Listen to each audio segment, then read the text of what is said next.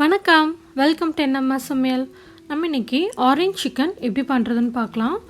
நம்ம எப்பவும் பண்ணுற சிக்கன் போல் இல்லாமல் இது கொஞ்சம் வித்தியாசமாக நல்ல டேஸ்ட்டாக இருக்கும். இப்போ இந்த ஆரஞ்ச் சிக்கன் பண்ணுறதுக்கு ஒரு மாவு ரெடி பண்ணிக்கலாம். அதுக்கு 2 டேபிள் ஸ்பூன் சோள மாவு சேர்த்துக்கலாம். 1/2 கப் மைதா மாவு எடுத்துக்கலாம். அதோட 1 டீஸ்பூன் மிளகுத்தூள் சேர்த்துக்கலாம். அடுத்து தேவையான அளவு உப்பு சேர்த்துட்டு இதை நல்லா கலந்து விட்டுடலாம். அடுத்து இதோட கொஞ்சம் கொஞ்சமாக தண்ணி சேர்த்து மாவு நல்லா கலந்துக்கலாம். இந்த மாவு ரொம்ப கெட்டியாகவும் இருக்கக்கூடாது, ரொம்ப தண்ணியாகவும் இருக்கக்கூடாது. நல்லா சிக்கனில் கோட் ஆகிற மாதிரி ஓரளவுக்கு திக்கான கன்சிஸ்டன்சியில் இருக்கணும். மாவு ரொம்ப திக்காக இருந்ததுன்னா நம்ம சிக்கனில் வறுத்ததுக்கப்புறமா ரொம்ப திக்காகிடும். சாஸோட கலக்கும் போது இன்னும் ஊறிட்டு ரொம்ப மொத்தமாகிடும். அதே மாதிரி ரொம்ப தண்ணியாக எல்லாமே பார்த்துக்கோங்க. ஸோ இப்போ மாவு கலந்ததுக்கப்புறமா அதோட நான் இன்றைக்கி 300 கிராம் சிக்கன் எடுத்திருக்கேன். போன்லெஸ் சிக்கன் தான் எடுத்துக்கணும். இதுக்கு அதையும் சேர்த்துட்டு நல்லா கலந்து விட்டுடலாம். மாவில் கலந்ததுக்கப்புறமா இந்த சிக்கன் ஊற வைக்கணும்னு அவசியம் இல்லை. நம்ம உடனே எண்ணெயில் சேர்த்து வறுத்துக்கலாம். இப்போ எண்ணெய் மீடியம் ஹீட்டில் இருக்குது. ஸோ இதில் ஒரு பீஸை சேர்த்துக்கலாம். நம்ம சிக்கனும் நல்லா இந்த மாதிரி சின்ன சின்னதாக கட் பண்ணணும். ரொம்ப பெருசாக கட் பண்ணிங்கன்னா சாஸ் எல்லா சைடும் வராததுனால சிக்கன் கொஞ்சம் ப்ளெயினாக தெரியும். அதனால நல்லா குட்டி குட்டியாக கட் பண்ணிக்கோங்க.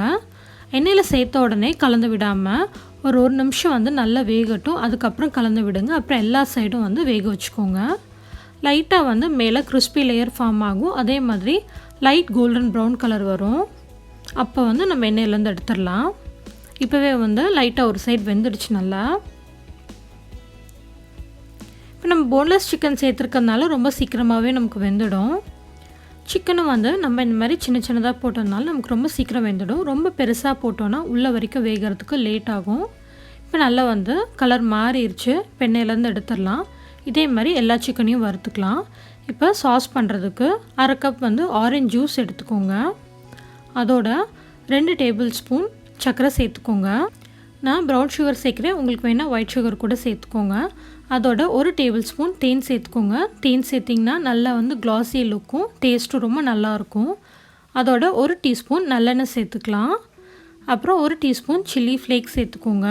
உங்கள்கிட்ட சில்லி ஃப்ளேக்ஸ் இல்லைன்னா வரமிளகா 2 எடுத்து மிக்சியில் பல்ஸில் அடிச்சிங்கன்னா நல்லா வந்துடும் சில்லி ஃப்ளேக்ஸு. இப்போ இதெல்லாம் நல்லா கலந்துட்டு கொஞ்சம் நேரம் கொதிக்க விடுங்க. அடுத்து 1 டேபிள் ஸ்பூன் சோள மாவை 3 டேபிள் ஸ்பூன் தண்ணியில் சேர்த்துட்டு நல்லா கலந்துட்டு நம்ம பேனில் சேர்த்து நல்லா கலந்துட்டோன்னா நம்மளோட சாஸ் நல்லா திக்காகிடும். உங்களுக்கு சாஸ் ரொம்ப திக்காகிடுச்சுன்னா கொஞ்சமாக தண்ணி சேர்த்து திரும்ப கலந்துக்கோங்க. இப்போ ஆரஞ்சு தோலை லைட்டாக சீவி விட்டு சேர்த்துக்கலாம். ஆரஞ்சு தோலில் அந்த ஆரஞ்சு பகுதியை மட்டும்தான் நீங்கள் சீவணும். வெள்ளை பகுதியை சேர்த்துட்டிங்கன்னா கசக்கும். அது 1 டீஸ்பூன் அளவுக்கு சேர்த்துட்டு நல்லா கலந்து விட்டுட்டு கொஞ்சம் நேரம் கொதிக்கட்டும். எல்லாத்தோட பச்சை வாசனையும் போகிற அளவுக்கு நல்லா கொதிச்சதுக்கு அப்புறமா நம்ம வறுத்து எடுத்து வச்சுருந்த சிக்கனை இதோடு சேர்த்துக்கலாம்.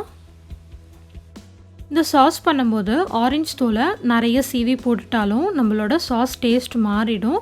அதே மாதிரி நல்லெண்ணெய் நிறைய சேர்த்துட்டாலும் டேஸ்ட் மாறிடும். அதெல்லாம் கொஞ்சமாக சேர்த்தாலே போதும். இப்போ நல்லா கலந்ததுக்கப்புறமா கடைசியாக இதோட 1 டீஸ்பூன் அளவுக்கு எள்ளு சேர்த்துக்கோங்க.